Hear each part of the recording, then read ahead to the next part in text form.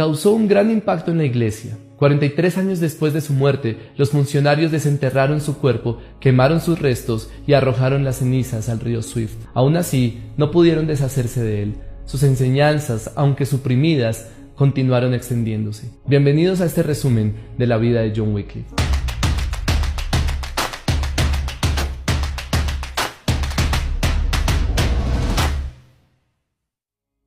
John Wycliffe nació en 1330 en Yorkshire, al interior de Inglaterra, en una granja de ovejas a 200 millas de Londres. Ingresó a la Universidad de Oxford en 1346, pero debido a la peste negra no pudo obtener su doctorado hasta 1372. Sin embargo, para entonces ya era considerado el principal filósofo y teólogo de Oxford.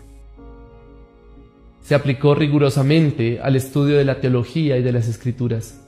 Mientras lo hacía, se dio cuenta de lo mucho que la Iglesia se había desviado. Preparando el escenario.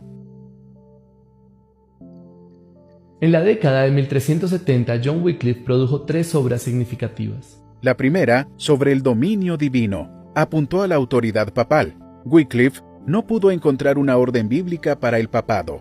De hecho, argumentó que el papado entraba en conflicto y ocultaba la verdadera autoridad de la Iglesia y de las Escrituras. La segunda obra importante fue sobre el dominio civil. Aquí Wycliffe apuntó a la autoridad de la Iglesia Católica Romana sobre la corona inglesa y la nobleza. No vio ninguna razón para que Inglaterra se viera obligada a apoyar a una iglesia corrupta. En su tercer trabajo principal, sobre la verdad de las Sagradas Escrituras, desarrolló la doctrina de la autoridad de la Biblia. Estas 3 obras fueron cruciales para preparar el escenario para la Reforma. 2 miembros de la facultad que visitaban Oxford regresaron con los escritos de Wycliffe a su ciudad natal de Praga. Estas obras influenciaron posteriormente a Jan Hus. Maestro de los errores. En 1374, Wycliffe se convirtió en rector de la parroquia en Lutterworth. Mientras tanto, Roma había exigido apoyo financiero de Inglaterra, mientras luchaba por recaudar dinero para resistir un posible ataque francés. Wycliffe aconsejó a su señor local, John de Gaunt, que le dijera al parlamento que no cumpliera. Argumentó que la iglesia ya era demasiado rica y que Cristo llamó a sus discípulos a la pobreza, no a la riqueza. Tales opiniones y sus escritos hicieron que Wycliffe se metiera en problemas y fuera llevado a Londres para responder a los cargos de herejía. La audiencia apenas había comenzado cuando la controversia se avivó en el recinto. Pronto estallaron en una discusión abierta que terminó con la reunión. 3 meses después, el Papa Gregorio XI emitió 5 toros, o edictos de la Iglesia, contra Wycliffe, en los cuales fue acusado de 18 cargos y fue llamado Maestro de los Errores. En una audiencia posterior ante el arzobispo en el Palacio de Lambeth, Wycliffe respondió: «Estoy listo para defender mis convicciones hasta la muerte. He seguido las Sagradas Escrituras». Continuó diciendo que el Papa y la Iglesia estaban en segundo lugar en autoridad a las Escrituras. Esto no le cayó bien a Roma, pero debido a la popularidad de Wycliffe en Inglaterra y a una posterior división en el papado, hoy conocido como el Gran Cisma de 1378, cuando se eligieron 2 papas rivales, Wycliffe fue puesto bajo arresto domiciliario y dejó de pastorear. Caminando con valentía. Pero Wycliffe no se detuvo y siguió profundizando su estudio de las Escrituras y habló más sobre sus conflictos con la enseñanza oficial de la Iglesia. Escribió contra la doctrina de la transubstanciación, desafió las indulgencias. Para mí es evidente que nuestros prelados, al conceder indulgencias, comúnmente blasfeman la sabiduría de Dios. Repudió el confesionario. La confesión privada no fue ordenada por Cristo y no fue utilizada por los apóstoles. Reiteró la enseñanza bíblica sobre la fe. Confíe totalmente en Cristo. Confíe por completo en sus sufrimientos. Ten cuidado de buscar ser justificado de otra manera que no sea por su justicia. La traducción. Sobre la verdad de la Sagrada Escritura, Wycliffe pidió que la Biblia fuera traducida al inglés.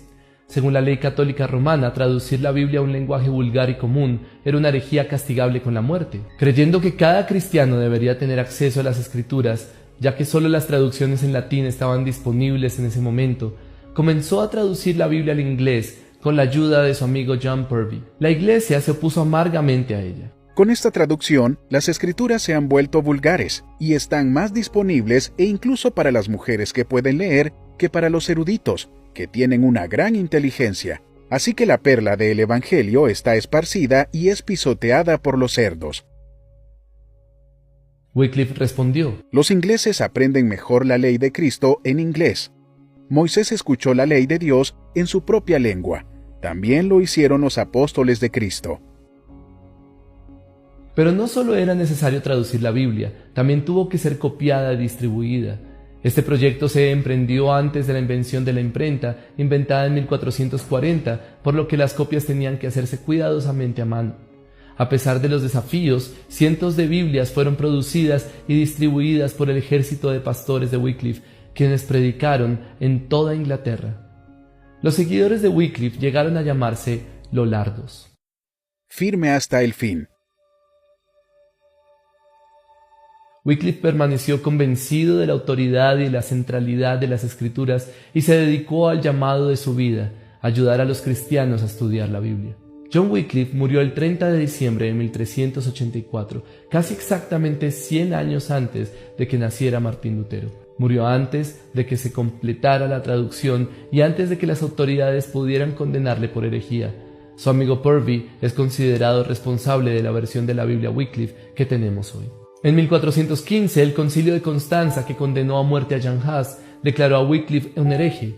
Sus huesos fueron exhumados y quemados y las cenizas fueron depositadas en el río Swift, cuyas aguas corrían hacia el río Avon. Como observó un cronista posterior: así, el arroyo llevó sus cenizas a Avon, Avon a Severn, Severn a los mares estrechos, y ellos al océano principal.